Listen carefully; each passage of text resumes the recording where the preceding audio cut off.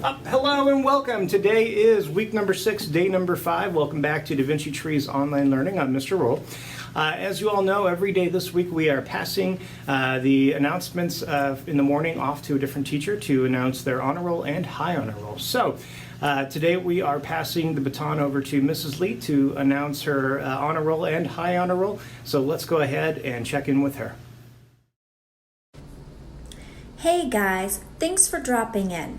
I'd like to go over the honor roll for my exceptional 4th and 5th grade students.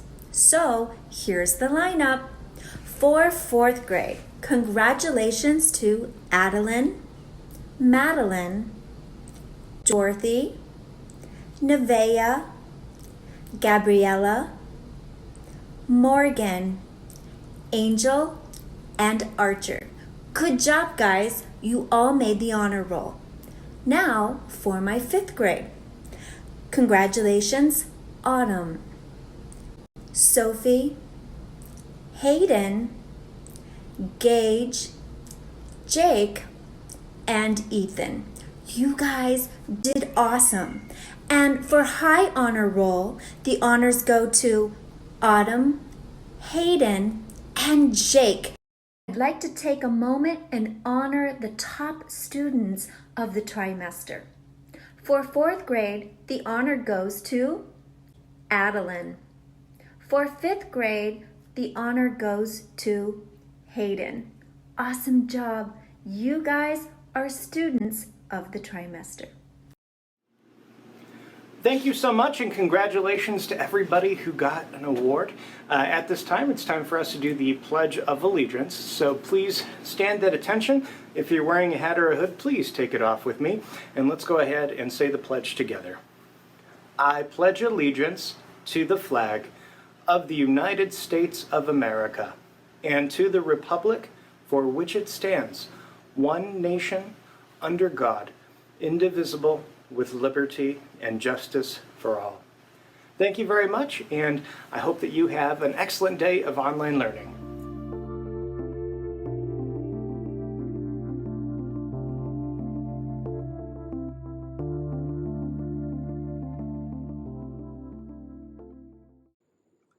All right, 7th and 8th graders, and anybody else who's watching, maybe some 6th graders if you watch the introduction here, it's intro time.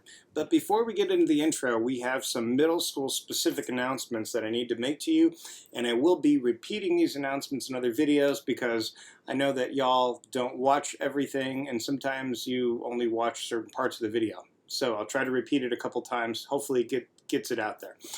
So, middle schoolers, we are discussing doing an 8th grade graduation in-person ceremony with social distancing sometime at the end of July.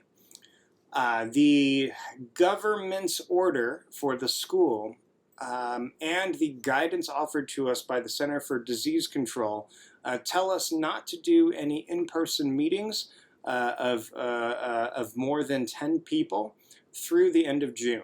So again, according to the state and the CDC, we should not be meeting together up until the end of June. I've heard that some other school districts, not to name names, are violating the governor's order and going against CDC recommendations, which in the middle of a public health crisis is probably not the smartest thing to do, just throwing it out there. Maybe we should listen to our medical experts when hundreds of people are dying and, thousands of people in this country are suffering from this.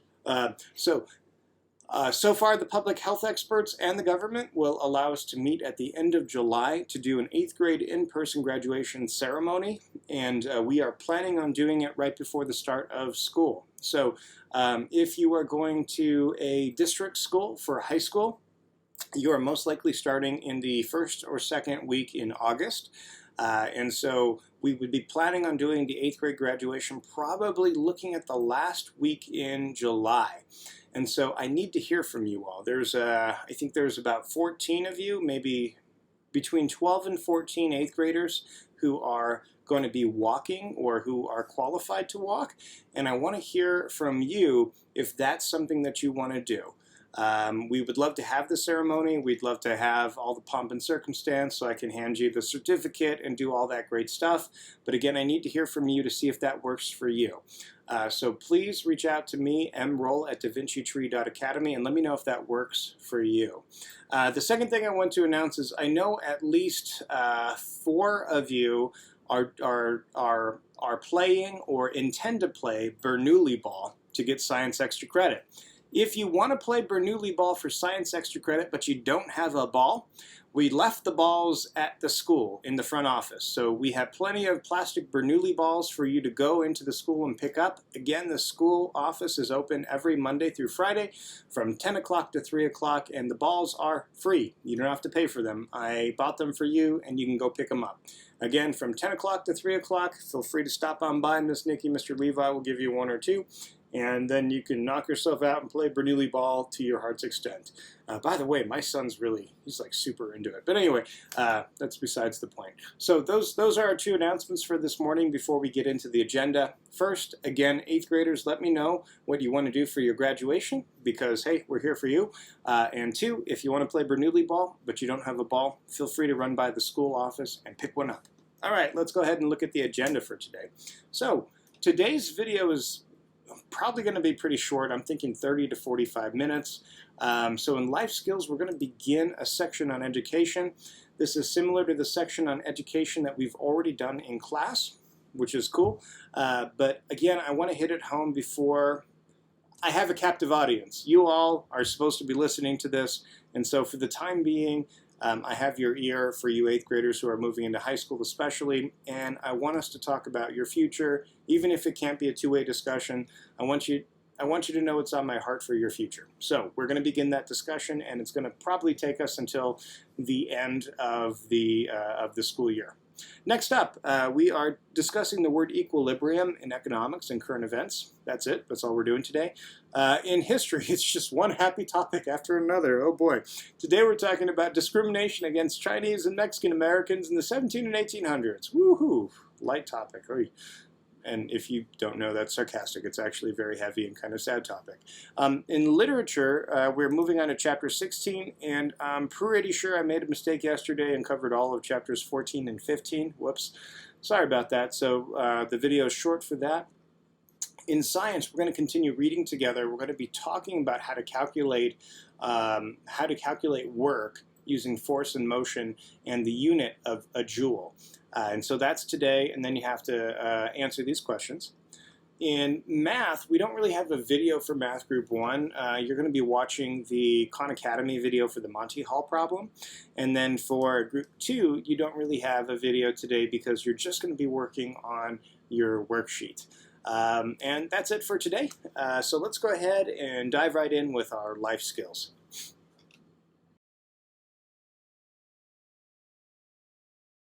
All right, guys, it's time for life skills, and we are entering a new section. So, so far, recently, we've talked about why it's important to think about buying a house one day, possibly, why it's important to not spend too much money on a car. And I am revisiting an oldie but a goodie, something that I always talk a lot about with my 8th graders, and that topic is education. Education. So there are some schools that you go to, some high schools, some middle schools, and when they talk about education, they always tell you, you must go to college. If you don't go to college, you are a failure in life, and you'll lose all your hair, and you'll be lonely, and no one will ever love you, and your life dreams will be rotten, or something like that. That's not true. College is not for everyone. A 4-year degree is not something that everybody needs to have. And so education is this nuanced thing that we need to discuss. Now, for me personally, it was the right choice for me. You know, I went to college, I got my bachelor's degree. I went and worked on an associate's degree before that, and I also have a master's degree. And so same thing for my wife. You know, she has way more degrees than me, and she has a PhD. But it depends on what you want to do in life. And so it is not critical for everybody to go to college to live a happy life, but it depends on the person. Now, we need to lay a couple ground rules first. First off, you must graduate high school. Everybody. High school graduation is for everyone. Okay? It doesn't matter what you want to do in life. If you don't graduate high school, whatever that thing is that you want to do is going to be a lot harder.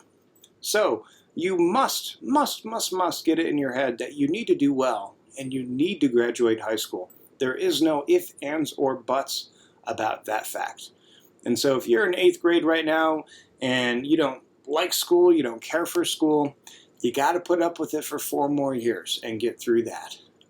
If people who don't have a high school degree have a much harder time getting a job.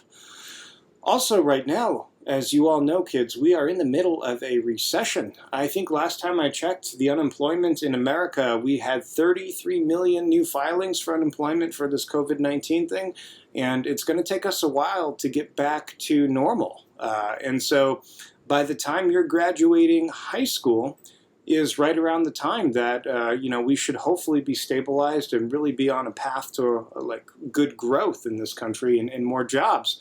And so if you drop out of high school in your sophomore or junior year and think that you're just going to cut it like that, it's not going to work really well. It's going to be really hard to find a job.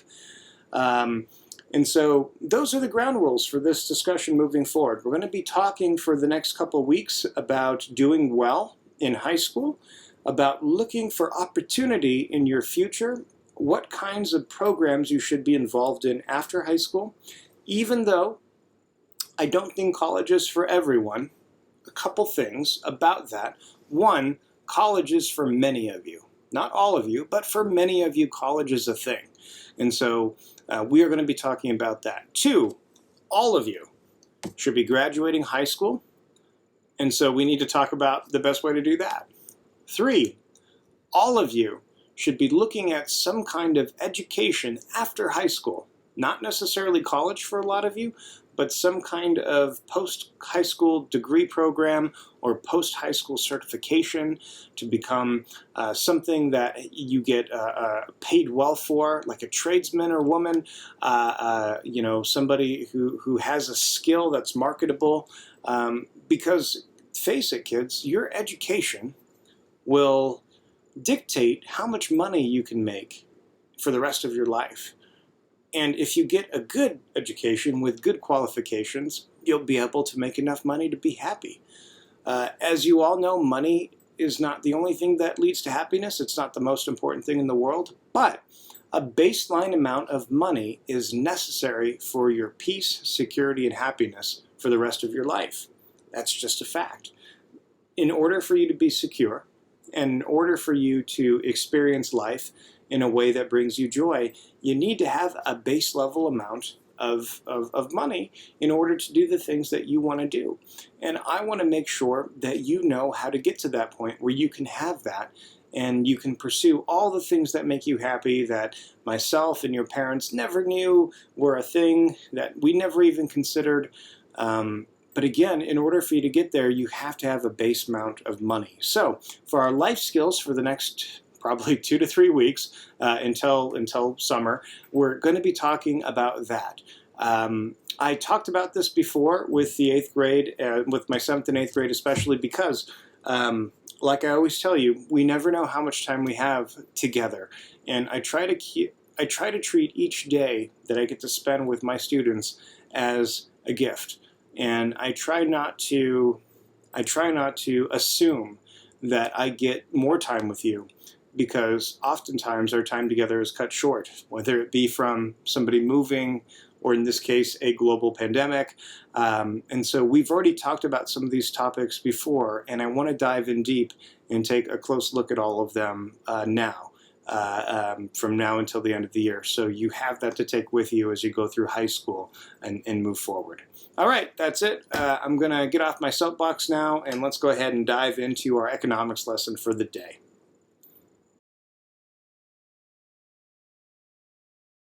Change my seat around. Okay, all right, let's go ahead and get started. So, in today's video for week 6, day number 5 for current events and economics, we're going over a new vocabulary word. As you can see, that new vocabulary word is equilibrium. Equilibrium in different instances can mean different things. So sometimes equilibrium can mean like a peaceful state of mind.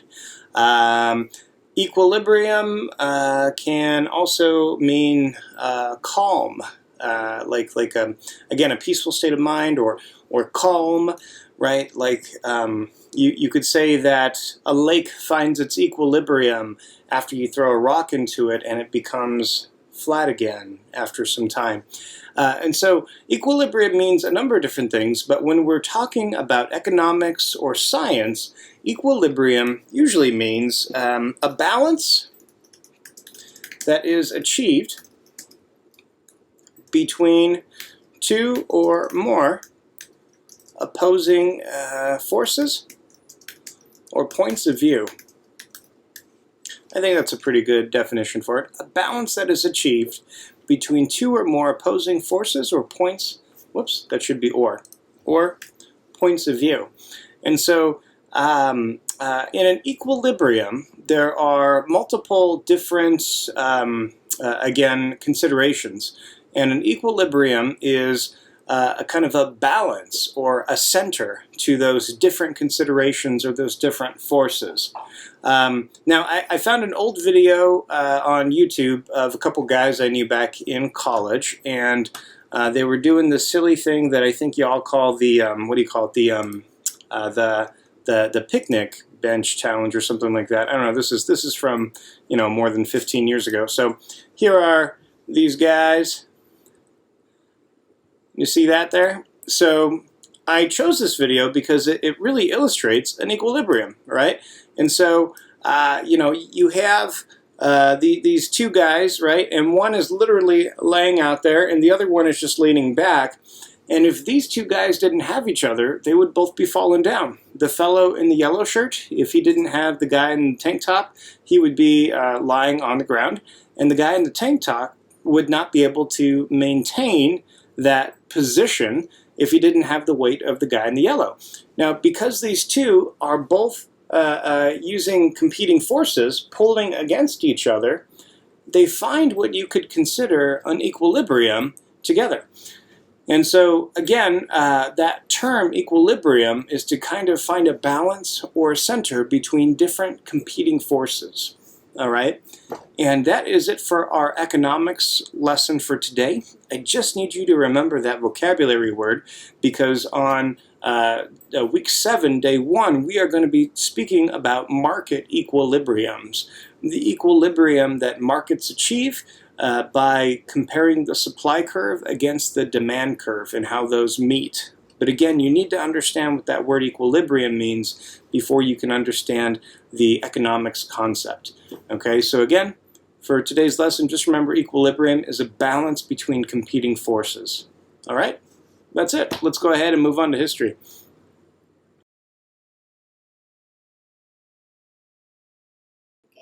Okay, sounds good, buddy. Thanks. So today we are on week 6, day number 5, and we are talking about Chinese Americans and Mexican Americans in the 17 and 1800s.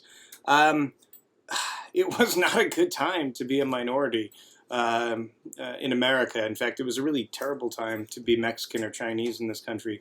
So the Mexican population largely had existed in the United States before the land belonged to the United States. So these families largely had been in this country first, long before you know, the Americans had. So originally, like the land in Arizona, New Mexico, Nevada, California, originally it was all Native Americans, obviously, right? And then after the Native Americans, the Spanish had a large influence here, and in fact the land was owned by Spain. And so the land owned by Spain, they called this country New Spain, and the capital of New Spain, I believe, was Santa Fe in New Mexico, and it was this huge piece of land. And so these families, most of them arrived kind of during this time, right, when the Spanish owned all of the land.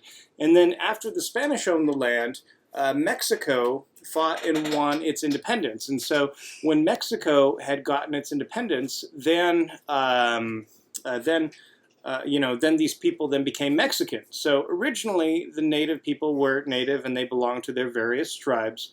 And then they were Spanish and they belonged to Spain. And then Mexico took over and then they were Mexican. And then finally, the United States comes in the 1700s and they take over. And so now these people are American. And there was a bill that was passed that allowed these formerly Mexican people, now American people of Hispanic or native descent, it allowed them to apply for citizenship to become full U.S. citizens. But even though they gained citizenship, it was still very much a second-class form of citizenship. And so these people who had family homes that had lived on some of these properties for generations, white settlers would come in from the East Coast and would say, hey, I want that land. And if they weren't willing to sell, a lot of times these settlers could literally bully them off their land. And so these Mexican Americans were treated very poorly, and they often did not receive protection under the law, which led to them kind of gathering in groups in cities, more or less for protection. We spoke in class how many African Americans who migrated into the cities where they could get protection against unfair laws and things like that, where they could be in their own groups and have each other's backs. And this is also what eventually happened to a lot of Mexican Americans in the West. Chinese were very similar, but again, Chinese were not here originally, and so the Chinese people did not really immigrate very much at first until the gold rush, and the gold rush was really when Chinese people started coming over en masse. More than 250,000 Chinese people came to the United States to exploit the gold rush, and all of these Chinese people were pretty much all men. There were very few women who came over. In yesterday's lesson, I mentioned that, oh, hey buddy, come, you have to sit down. Where's your shirt? You can put on a shirt, bud. Okay. Sorry about that. I mentioned yesterday that the Chinese men were looked at with curiosity by a lot of people, and they called them the third mystery gender. But the reason for that was that a lot of these settlers, even the ones like who weren't racist, who were just kind of curious to learn about Chinese culture and stuff, they had never met a Chinese woman. They had only seen Chinese men, and a lot of the settlers were very much confused by this fact. That why are there only Chinese men? But the reason why was because poor people in China were immigrating to the United States in order to capitalize on the gold rush and get rich. Things were not going well in China during this time. China had been taken over by several other countries. This later became known as the Baguo period in China, or the Eight Nation period, because China was literally carved up by 8 countries, and China had almost no power. And so these people were extremely poor and were looking for a place to start a new life. And so the idea was that the men would come over to the United States, get rich, and then they would be able to go home with their riches and then help build up their homes. Most of these Chinese people never had any intention of staying in the United States. They were just here to work and then they'd go back. But a lot of them, excuse me, a lot of them figured out that they didn't have enough money to go home. So that created some problems. And so these Asian people, who eventually many of them became citizens, were very much discriminated against. Just like the Mexican people, they didn't have rights. They didn't have protection under the law. We talked about some really sad stories earlier about how African American slaves could be killed and there were no repercussions in the South. But it was largely the same for many Chinese Americans and Mexican Americans during this time too, because they just didn't have the legal system on their side. And so Chinese people were often displaced forcefully. They were forced to live in camps with only other Chinese people. And so this, again, discrimination, this led the Chinese people to cluster together in urban centers. And again, we saw a lot of Chinese people coming together and forming societies to help other Chinese people and help protect against discrimination kind of things. And so we saw major Chinese centers in San Francisco and Los Angeles and places like that begin to form. And Los Angeles kind of formed a little bit later, but definitely in San Francisco, we began to see that. And in fact, it is that discrimination that actually led my family to San Francisco. I'm half Chinese, and my great grandfather, great grandfather, I believe, was one of these guys in San Francisco who was facing this discrimination, and so it was a really tough time to be Mexican American or Chinese American, and so a lot of these things were helped. Like if you want to know where does this story end, you know, if these people groups were treated so poorly, like when did this stop? A lot of the discrimination began to really ease up in World War II. One of my best friends, who has since passed away, was a Chinese American man who was a cook in the military during World War II, and so you know, people in World War II began mixing, and so if you were in the army fighting Nazi Germany, you were really fighting against racism. And so a lot of Americans, both white and minority Americans, fighting together against this really evil enemy in World War II, began to realize that we're not so different, that we are all Americans and we all deserve respect. And so a lot of minorities who fought in World War II and created this camaraderie and received this equality in the military as brothers in arms with these other World War II veterans, they came home and they realized that they didn't have the same rights as their white brothers in arms when they came home, and that bothered them. And so a lot of these veterans began really protesting for rights, and some of the veterans just ended up moving to Europe where minorities had more rights, but a lot of them began protesting here. And that began to snowball, and it eventually led to the Civil Rights Movement and Martin Luther King Jr. And it was really around that time where things began to get better for everyone. It really got a lot better for Chinese Americans, Mexican Americans, even Native Americans, because of that legacy of the Civil Rights Movement and you know, great people like Martin Luther King. So I mean, it all has a very happy ending. It's not all, you know, sadness and stuff like that. But during this period of time, in particular, the 17 and 1800s, it was a very rough time. So your homework tonight, after listening to all that, is to read through the Khan Academy article that details some of the things that I was just telling you about. And once you're done with that, you're good for history today. All right, that's it. Thanks for listening.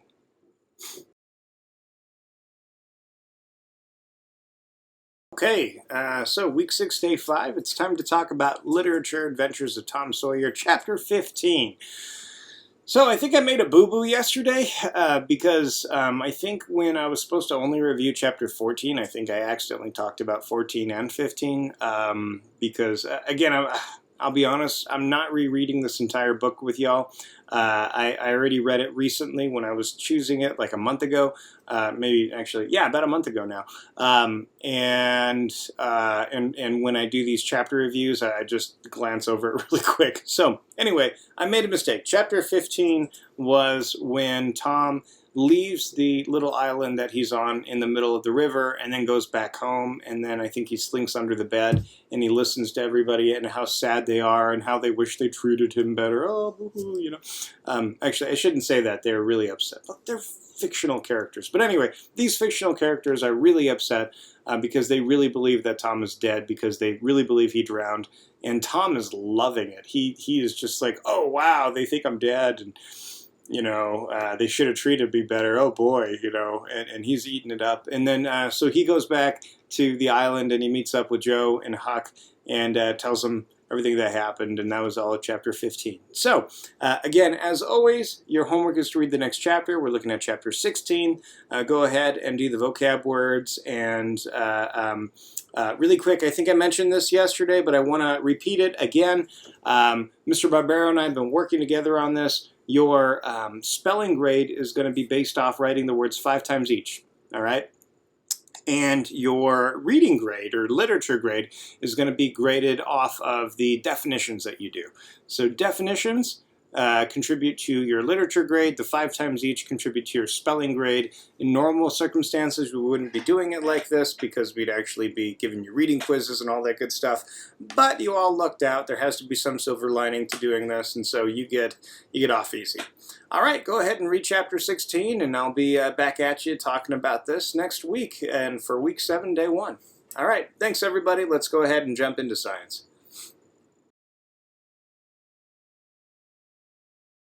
Ladies and gentlemen, again, this is week 6, day number 5, and we are picking up where we left off yesterday in science. So, yesterday we left off in science, and we had reintroduced this concept of work. So, let's open with the question from the checkpoint at the end of the day yesterday. So the question from the checkpoint yesterday was, how can you determine if work is done on an object? So stop and think about that for a second. How can you determine if work is done on an object? What do we need to know in order to be able to say conclusively from a physics point of view that work has been done on that object? All right, I hope that you are thinking about force, and I hope you are thinking about motion. In order to do work on an object, the force you exert must be in the same direction as the object's motion. So remember, in order to know that there has been work done on an object, you need that force, and you need that force to be in the same direction as the motion of that object. So if you have those two things, then you can have evidence that there is work being done. All right, so let's jump in here. Calculating work. Calculating work. Which do you think involves more work? Exerting a force of 100 newtons to lift a potted tree a meter off the ground, or exerting a force of 200 newtons to lift a heavier tree to the same height? Is it more work to lift a tree from the ground to a wheelbarrow, or from the ground to the top story of a building?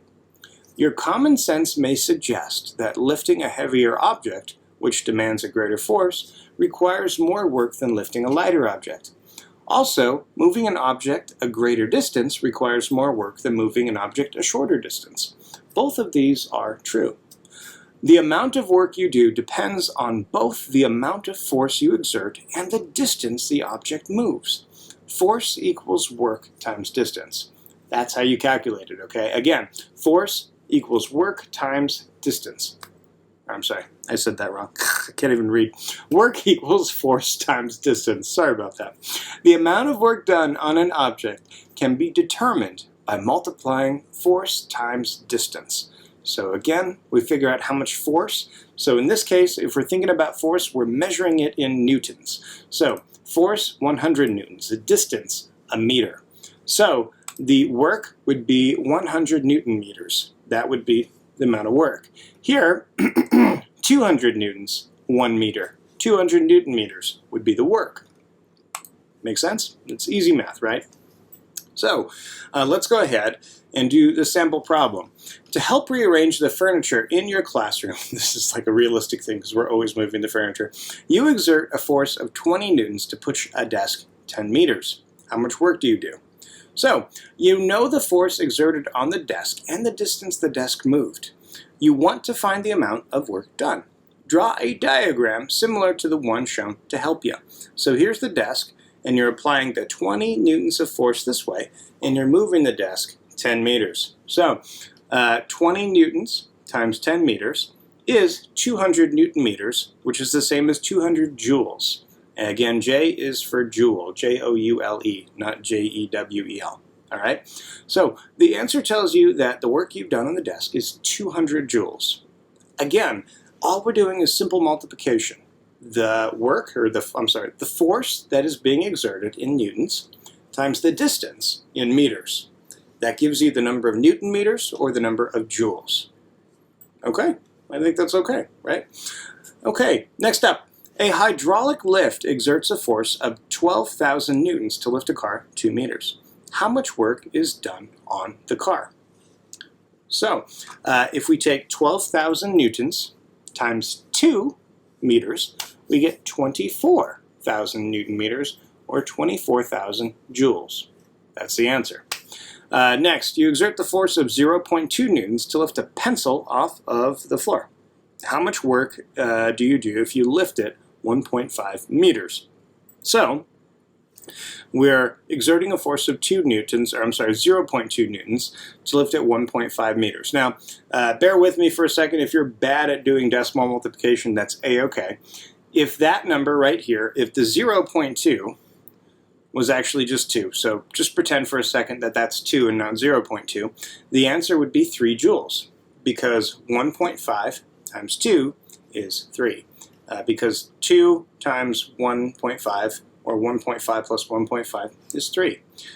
Since this has a decimal on it, though, we have to move the decimal point back. So the answer, instead of being 3 joules, would be 0.3 joules. That's our answer. 0.3 Newton meters, or 0.3 joules.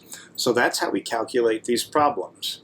Again, the force that we're exerting in newtons times the distance in meters equals the Newton meters, or joules. And that is the amount of work that has been done. Let's keep going. So, when force is measured in newtons and distance is measured in meters, the standard, the SI unit, the standard unit, whatever, of work is the Newton times the meter.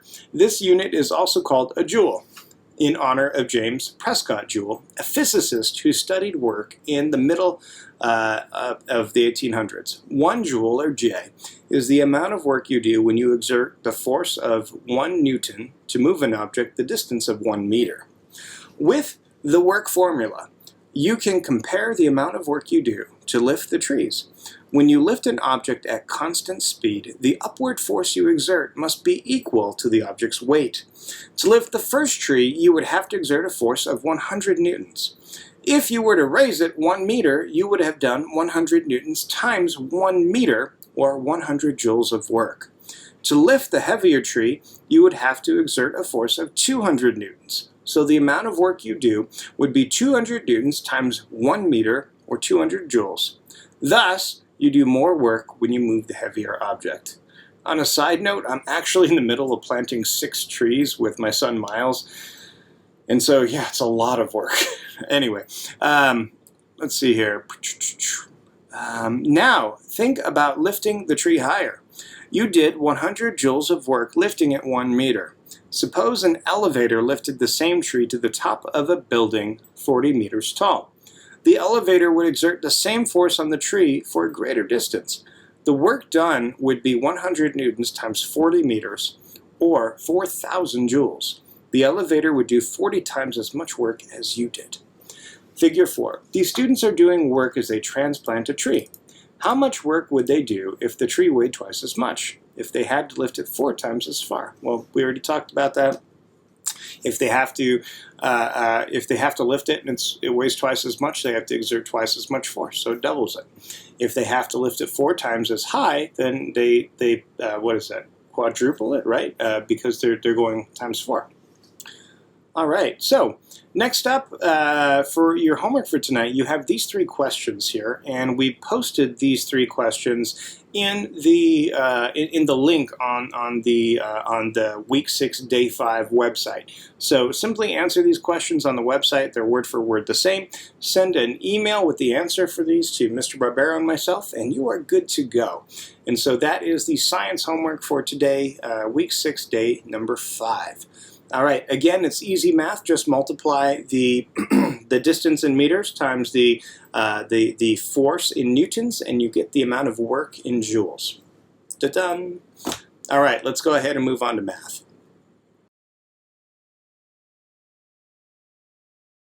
Folks, as I said in the introduction, math for both groups is going to be very short today. For you all in Group 1, you lucked out. So in Group 1 math, it's easy peasy lemon squeezy. You just have to watch the Khan Academy video on the Monty Hall problem. Again, this is a classic problem. And in fact, where did I see this recently? The Monty Hall problem was on a TV show I was watching. Oh, it was on Brooklyn Nine-Nine. If you guys watch Brooklyn Nine-Nine with Andy Samberg, the Monty Hall problem actually was a main feature in one of their recent episodes. And so, again, it's a classic game show problem. What is the right choice to make if you're on this game show in order to maximize your chance of winning the new car or whatever that prize is? So anyway, watch the video today on the Monty Hall problem, and you're done. That's it, and have a great weekend. All right, guys, take care. I'll see you for week 7.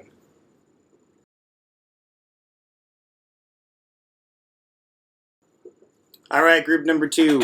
We do have some work today. You have around 40 problems to do. Most of these problems are pretty easy, but some of them, especially the last 20, can be a little more challenging. Make sure that you're showing your work. Again, we're not trying to save paper here, so if you are doing it in a notes file on your iPad, if you want to use the stylus, like if you have a Da Vinci Tree pen or something, you can do it in the notes file, and then you can email it over to us. You can do it on paper. Like I know I like to do my math better on paper with a pencil, take a photo of it, and then send it in to Mr. Barbero and myself. But today you have the worksheet to do over exponents.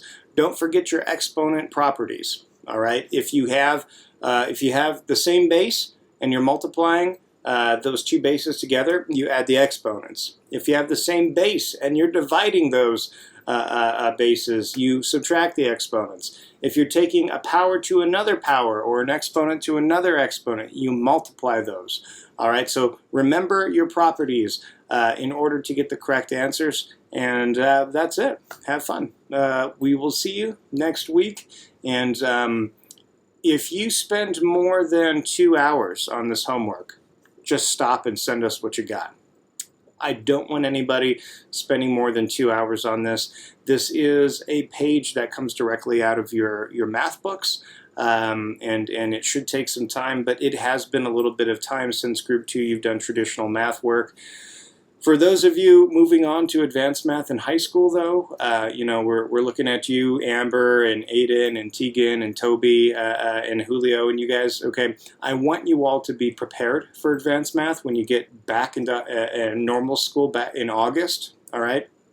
So we are still going to be doing these pages out of the book from time to time just to keep you in that mode so that when you get to high school in August, you're not like, whoa, this is so much work, you know. And so kind of still exercise those homework muscles, if you will, I guess, to be a super lame teacher. All right, anyway, I'm going to stop rambling and leave you to it. Guys, spend 2 hours on this, send us what you get, and have a great weekend, y'all. All right, see you later. Bye.